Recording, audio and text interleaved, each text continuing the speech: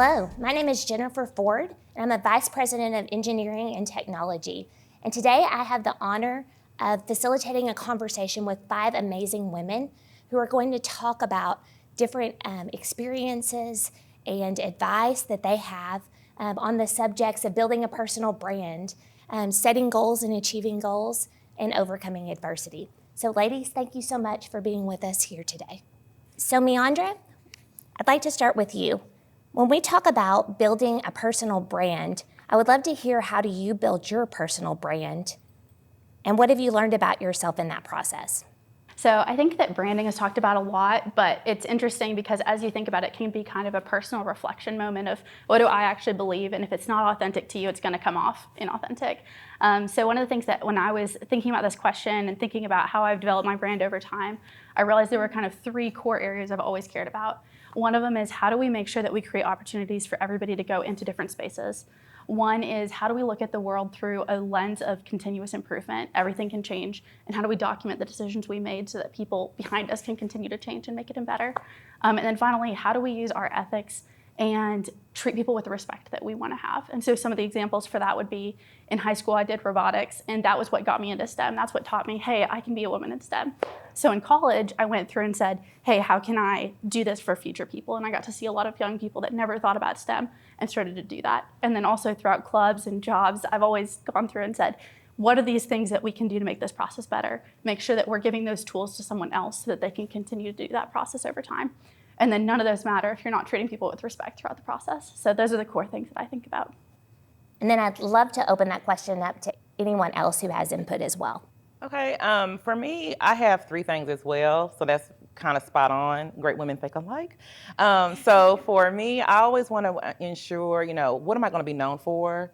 What do I want to motivate me in my brand? And also, same thing as far as like the level of respect, keeping that through the whole cycle of my brand. And so my brand has changed throughout the years since I've been in corporate America. I used to be this real blunt, unrefined individual.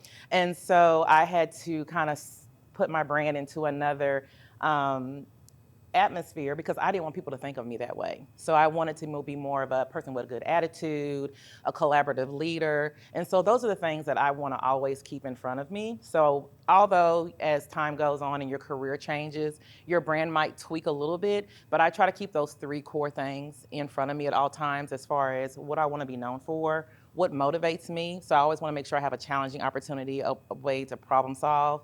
And also enable people. And so that's how I always define my brand and keep my brand solid. So Mandy, throughout your career, how have you set yourself apart for others in competition for the same job? That's a really great question.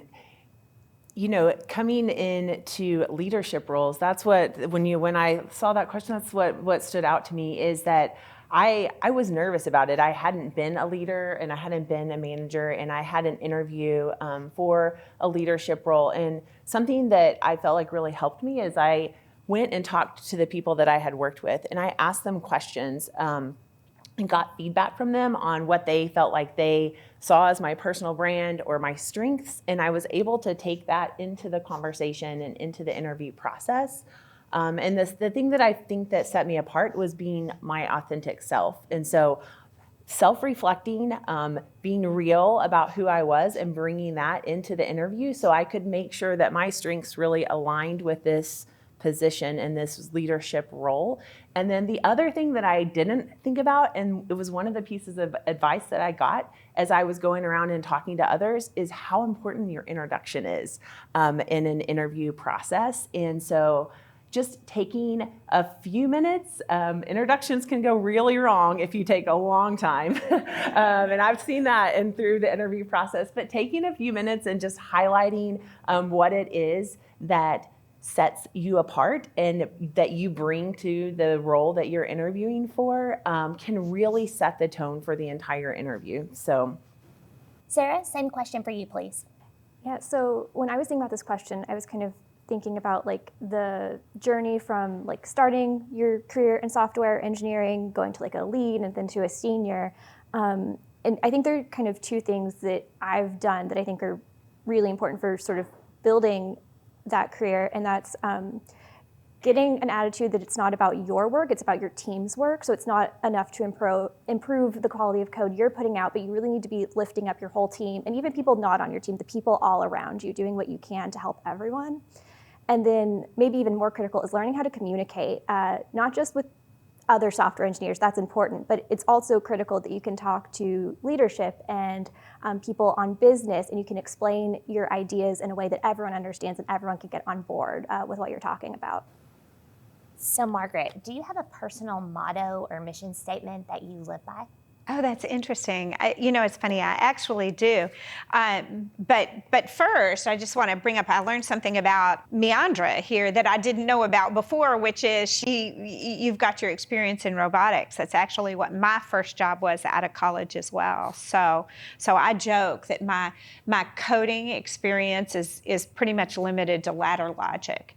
But personal motto. So as a young woman, still high school age, my father was in engineering.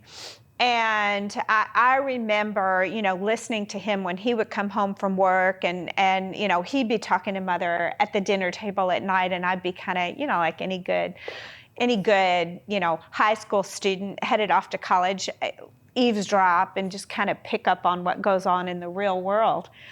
And my dad came home one day and he said, I had a really interesting conversation today with my manager. He said, we've been working on this project for a while. And he said, I have been so frustrated on this project.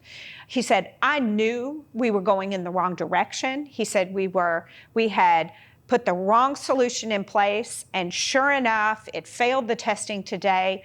We've lost weeks in the implementation. We're going to have to redo the entire proposal, and then we're going to have to redo all of the testing, and it's going to cost us so much money. I was so angry because I could see this coming, and I kept telling the team that we were doing the wrong thing. And so at the end of the day, I went into my manager's office, and I told my manager, I was right. See, I was right. I told everyone this was going to happen.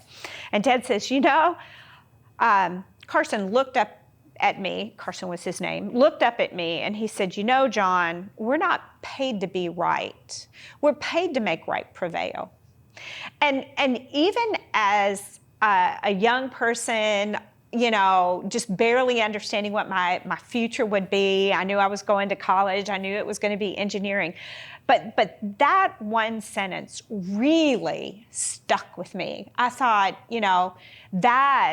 that kind of epitomizes that it's not important to be the smartest person in the room. It's far more important to be the person in the room that can facilitate the right outcome. And so that one stuck with me over the years. Does anyone else have something that they would add as well?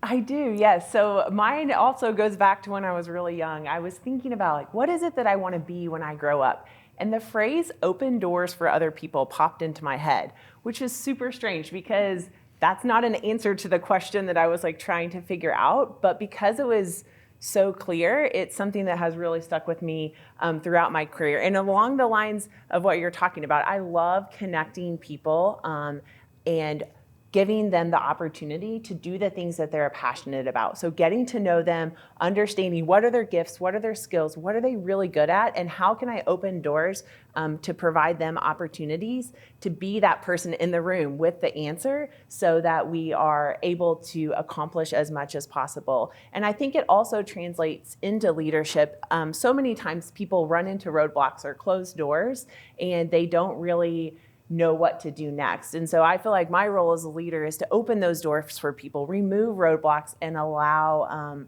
those that I'm working with alongside and the people that are working on my team to get their work done more effectively. So I think it's interesting. A little phrase like that has really had a lot of different application throughout my career. So I'd like to shift the conversation just a bit to personal and professional goal setting. So Miandra, I would like to start with you here. Have you ever set a goal that you did not achieve? So I love goals. I think they're very driving to me. I think it's fun to hit those milestones. And so I think first off, not hitting goals is just part of the process. If you're not hitting the goal, it's just because you're working out how you're going to hit goals. And so for me, I've learned I like New Year's resolutions. I like to set some goal for the year, and they need to be something measurable. Instead of saying, hey, I'm going to work out this year, I'm going to say, hey, I'm going to do 2 strength workouts and 3 cardio workouts a week. And then that way it's really easy to see how am I hitting that. And so, I mean, all of you guys are familiar with the COVID pandemic this year. So I got really into the Peloton app, as did half the country. And so one of the things I do is if you do 100 of the same workout, you get a free T-shirt. And I was like, oh, I'm going to do that. That's amazing.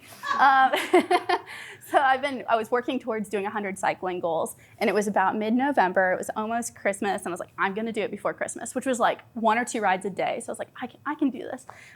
Well, in December, I ended up getting COVID, and so I didn't hit this goal because obviously that was a big stopper for me. And so I think that's kind of it's funny now example. It ended up being okay for me, but I obviously didn't hit that goal. And so knowing like there's going to be stoppers, that's an example of exercise. But I mean, in my career too, there have been times that I'm like, hey, I'm going to learn this skill by this time frame.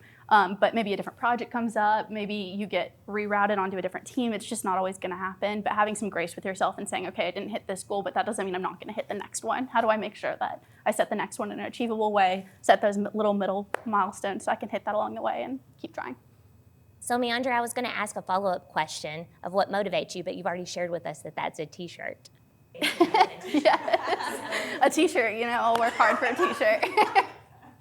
No, besides clothing. Yeah, no, I really like that sense of accomplishment, feeling like I've gained a new skill. So like one of the things that I also was working towards this year was how do I read a certain number of books per month? So knowing that I hit that accomplishment, or gaining a new skill of like, how do I take these recipes I already know how to make and then make them non-dairy? So I think anytime I can say I've learned something new that I can apply across different areas of my lifestyle, that's really motivating for me. Sarah, same question for you, please.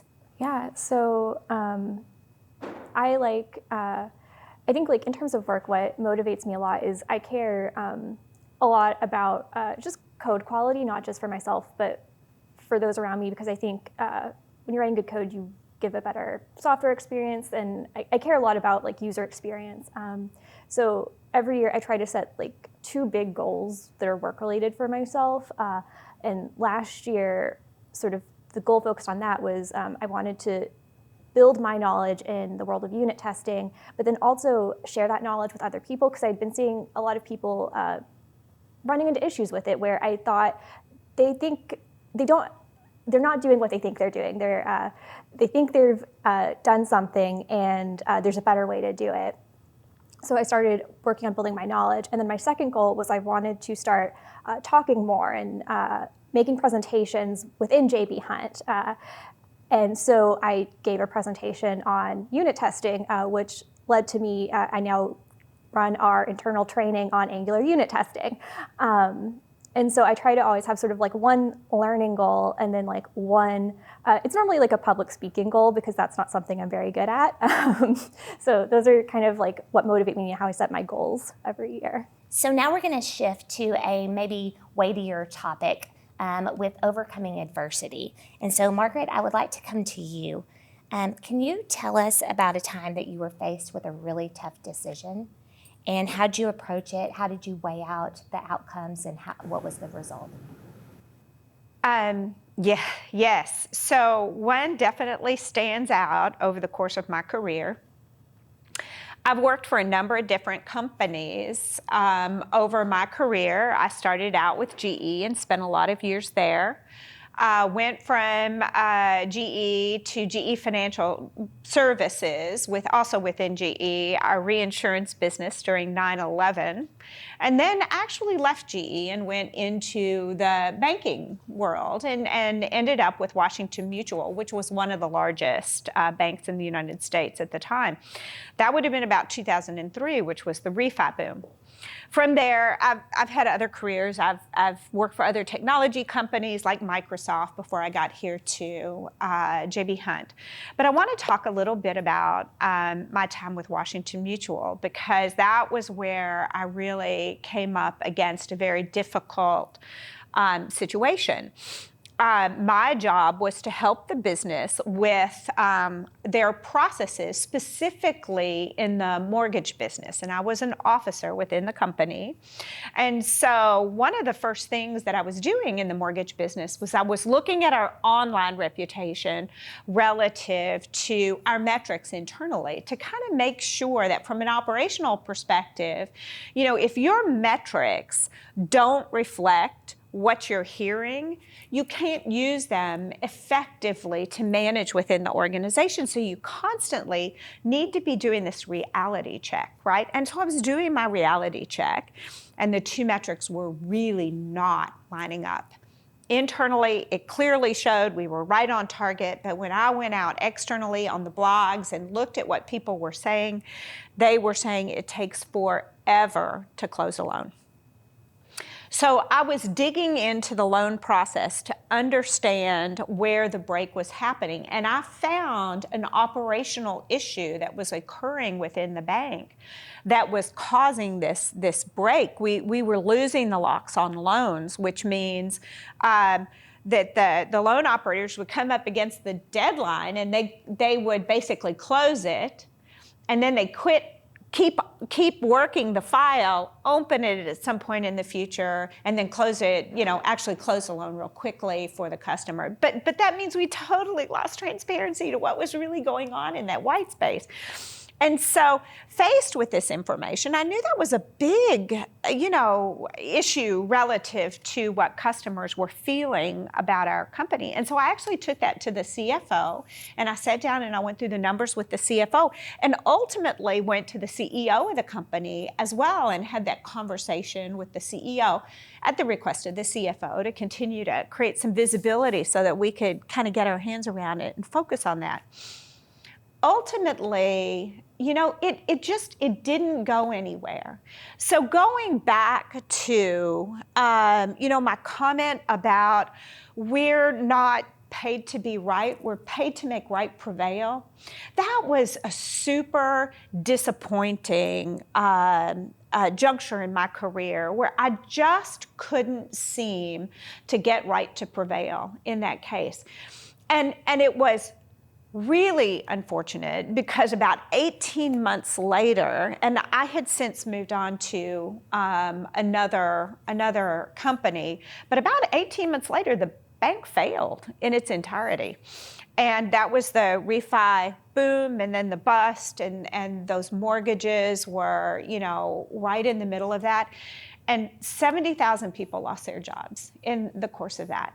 So I, to this day, I think back on that situation and I wonder what I could have, should have done differently to really, and now that wasn't, don't get me wrong, that wasn't the cause of the failure, but it was symptomatic. And so I think back on that and I just, I go back to that all the time. What would I like to have done differently? Mandy, do you have an example of a tough decision that you had to face as well? So in about 5 to 7 years into my career, I found myself in a role where I was traveling all over the world. I'm spending a lot of time in airplanes, and in one of those airplanes I was watching a movie, and the movie was about a woman who was trying to balance a career and being a wife and a mom all at the same time, and she was failing. She failed miserably. And it's really interesting because I was sitting on this airplane like weeping. I'm sure all the other people around me are like, what is this woman doing? But it fast forward a couple of years, and I found myself 10 years into my career, married, 2 young girls under the age of 2, and at a point where it was time for me to make my next step at the company that I was at. And it was gonna be a step that was gonna require way more of my time at work than I was gonna be able to do successfully in balancing that with also being a mom of 2 young kids. And so it was an incredibly hard decision for me because I had invested so much into my career up to that point. And ultimately, like in most engineers I know, I created a spreadsheet and listed out the pros and the cons of taking this next step. And then the alternative, which was relocating and leaving an industry that I loved, a company that I loved, a network of people that I had invested in the last 10 years in making the decision to move back here to Northwest Arkansas and join JB Hunt. And so while like in the moment and in that time, I went to tell my mentor again at work, and we were sitting across the lunch table from each other, and I was crying again. And she was like, "What is wrong with you?" And I'm like, "I have to move back to Arkansas." And she was like, "Okay, this is something that should be exciting. You shouldn't be crying about this." But it just, there was a lot of weight in that decision. But I think the thing that I learned through that process is that by saying no or stepping away from something that is really great, that you can step into something that is bigger and better than you ever could have imagined. And so it has been a wonderful journey here at JB Hunt. And I have loved learning the transportation industry in a new industry. And so similarly to what we talked about in the beginning, is not being afraid to walk away and to step into something that's new or different. And those decisions are pivotal points in your careers. Like they absolutely change direction, but in that I learned that it's okay to change directions, and it can be better than you expected. So, Maria, I know this is probably foreign to you, but has there ever been a mistake that you've made? And can you talk us through the process of how you made that mistake and what you worked through and the result of it overall? It was when I recently had moved here to Little Rock, Arkansas, actually. I had taken a job, had been there about 8 years, and they started having some transition in their company. And so I was part of like the last layoff that they had. And I was okay with that. And it was so funny because they were like, "Oh, this is the most pleasant, layoff experience we've had with one of our associates." I was happy. I was like, "Hey, this was supposed to happen. This was my moment." And they were like, "Is there anything you need at your desk?" I'm like, "There's a Walmart bag in the bottom drawer. Everything on the desk is mine. Should be able to fit in that Walmart bag." So they went and they grabbed the Walmart bag and brought it to me. And so then I was like, I got in my car and I was like, "Oh, wow, I got laid off." So of course I called my dad. I'm a daddy's girl. And I called my dad and he was like, "Well, are you okay financially?" That was his first question. I was like, "Yeah, I have a nest egg. I'm good." Because at this point, I'm divorced. I'm a single mom. And I didn't want to get, Jonathan too disrupted into it. So I was like, "You know what? I'm just going to enjoy a couple months. I got a nest egg. I'll be okay." Well, the nest egg and how we spend money started to dwindle a little faster than I thought it would. So I started interviewing and I took a job with another company in Little Rock. And it was a senior financial analyst position, and it was just strictly SQL. Behind a desk, writing SQL queries, getting data, doing analysis on it, and basically trying to find drop revenue on the floor, and then presenting that and getting that revenue allocated back to the right places. Well, after 6 months in the job, I got that gut feeling. I just wasn't happy. It wasn't what I wanted to do.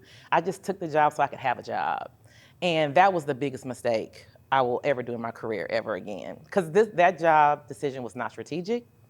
And so I had to have a conversation with my boss. And I think he felt it. He could kind of sense it because our one-on-ones were real kind of not stressful, but just uncomfortable. And I wasn't sure he didn't know how to say it or how to come to me with it because he didn't know me. He was still learning me. And so at that moment, my gut was like, "You've got to stand up for yourself." And so I just explained to them, "Hey, I enjoy working here, but I don't enjoy what I'm doing. And so it's time for me to start looking for another opportunity, either internally or outside of the company." And that was at the 6-month mark. And he was like, "Oh, I was wondering how, we were ever going to get to this conversation." Because he thought I wasn't a good fit either. But just long story short, stayed there.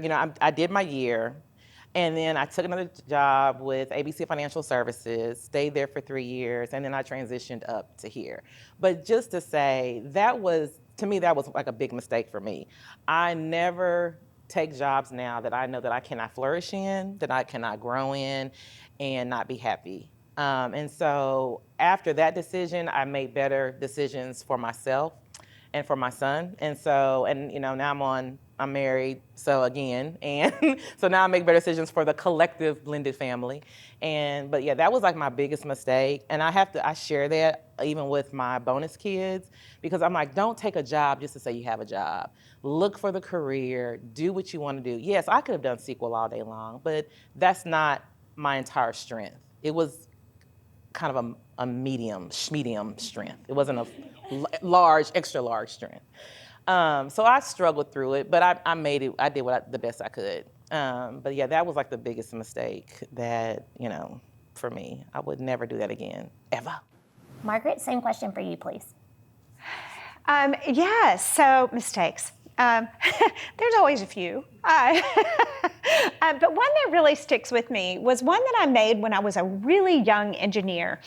I was right out of school, and I was, within the first 5 years of my career, I was a design engineer for a refrigeration product. And I came up with a really cool design for refrigerator shelves. Now, I think that's terribly fascinating. Not everybody will, but but at the time it was a big deal because I could save $1 million a year.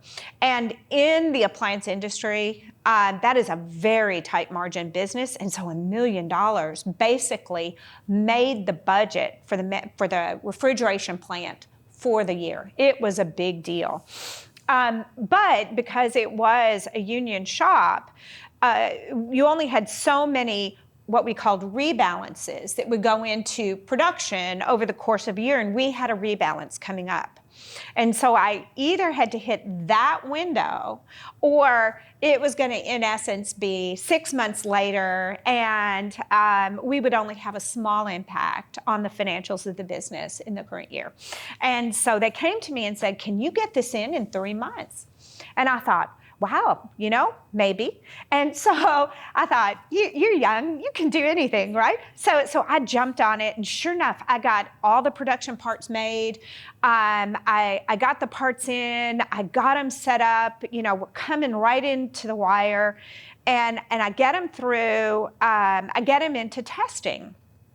And testing meant that I had to put them on a shake table, put them in units, put them on a shake table to simulate transit, to simulate the logistics piece. Imagine, I'm in logistics now, right? So I got them onto the shake table, and we shook the daylights out of them. And at the end of the test, I could see that some of the shelves had cracked. And I could see that we had an issue. And so I went back to the manufacturing plant, and I said, "Guys, let me tell you what happened. I failed testing today." And I said, "We've got 2 weeks until production. We can either move forward, and you guys are just going to have to believe that I can figure it out over the next 2 weeks. But I don't have a solution standing here right now." And I said, "Or we can pull the plug and go for the next window." And the plant manager, he basically said to me, he goes, "Go forward, go solve it." And I'm tenacious, right? So sure, I'll figure it out. And so we moved forward with all of the replanning in the plant.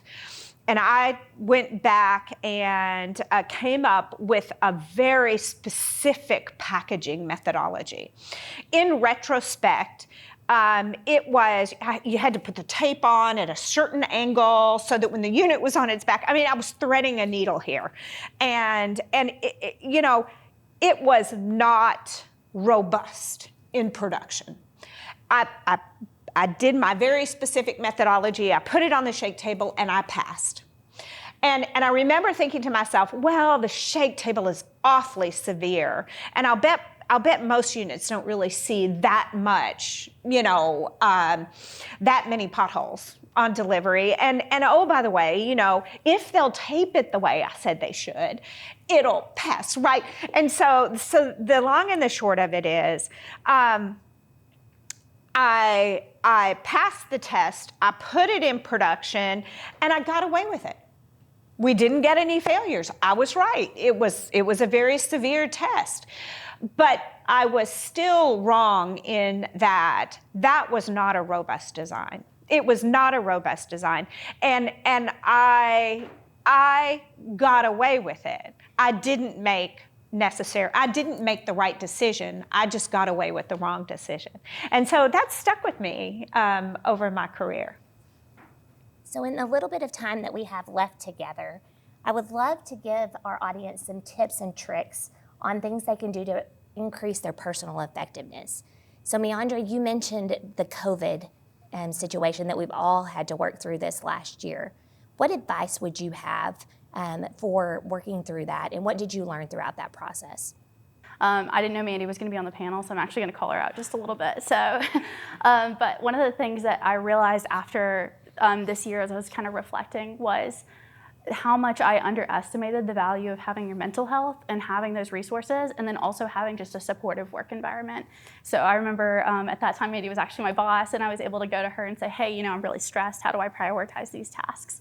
And just having a boss that was supportive in a work environment that I had friends in. I was also able to have we'd call them coffee chats, where we'd meet up and say, our work environment has completely changed. How are you guys coping with it? What have you found that helps? What are you doing to rest after work? And having that network, I was so thankful to be at JB Hunt and be at a company that was really supportive of that provides mental counseling if you're interested in that, and also just was really supportive throughout all of COVID. And so I think that that's a lesson that I've learned moving forward in my career. I hope I always remember, hey, just because it's a really good job offer, there's a lot to consider through it, but it's not just the numbers behind the offer, it also matters what that culture is, and I think JB Hunt's really nailed it this year. Does anyone else have something that they would add as well? For me, that's kept me kind of just, effective, just keeps my effectiveness on a high level, is setting my priorities. So making sure from a work-life balance standpoint, there's no profound words I can give here. It's just making sure what's important to you, what's important to your family, what's important at work, and setting those priorities at the right set time. And so that kind of helps with, stress management, because you're not just anxious all the time. Now, I'll be honest, I do like to procrastinate just a little bit, because I like to feel that rush, that little rush you get with it sometimes. So I do like a little bit of stress, not much, but I want to control my stress. But for me, it's just setting those priorities, making sure that if you're gonna do something, you setting it at the right time, and then that way you're effective all the way around, and it's a well-rounded effectiveness. The two things that really stuck out to me was just the importance of emotionally remaining calm, in throughout this process, and being able to be a source of calm because everyone was experiencing stress. And then the other thing that stuck out to me, and I feel like I learned, is that isolation is hard, and the virtual work environment was way different than what many of us were used to. And it's something that I even feel like is really important to consider as you're looking into what is my, for college students who are looking into what is my next step, what is my career choice, that isolation can be really challenging, and it's important to feel connected to the company that you're a part of. What is the culture? Virtual jobs can work great, but it has to fit into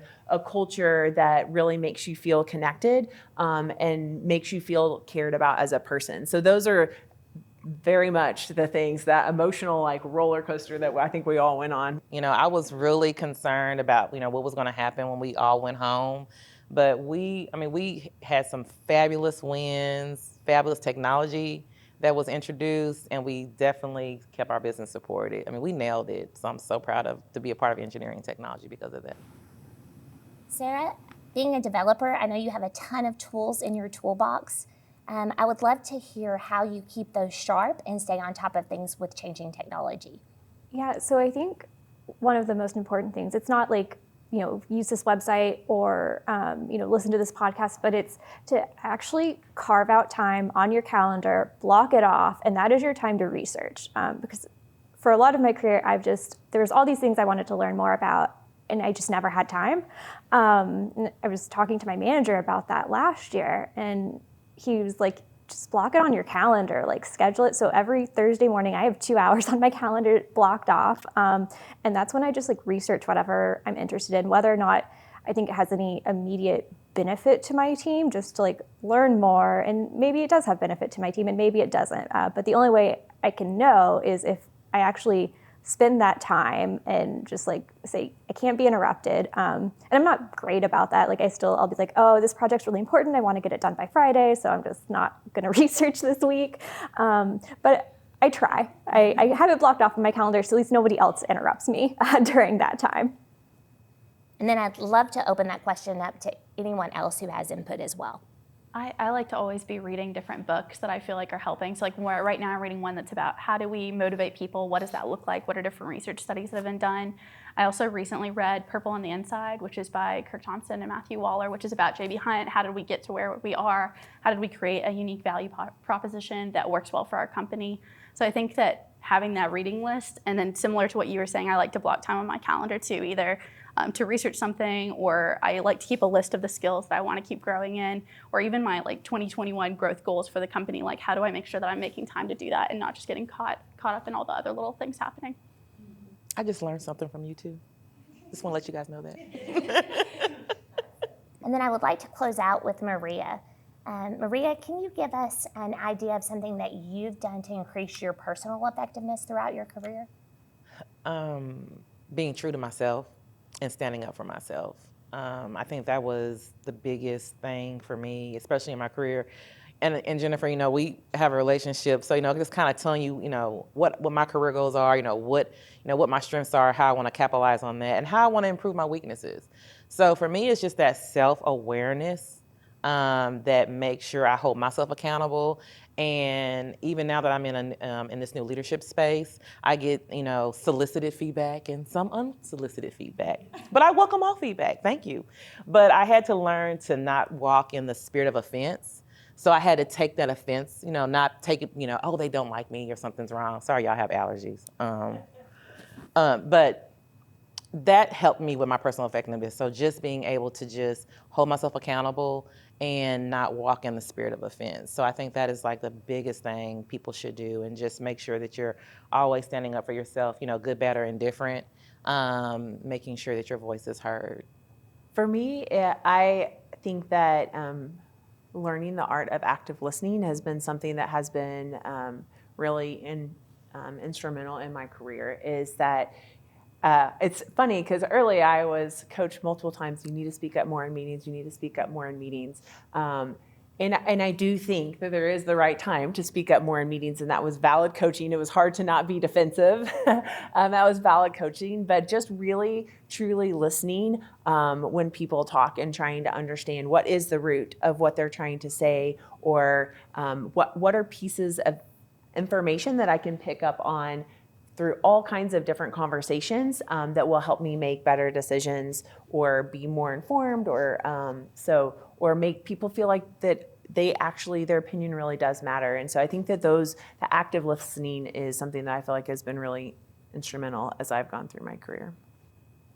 So I'd really like to thank you all for your time today and being so transparent and vulnerable in the answers to your questions.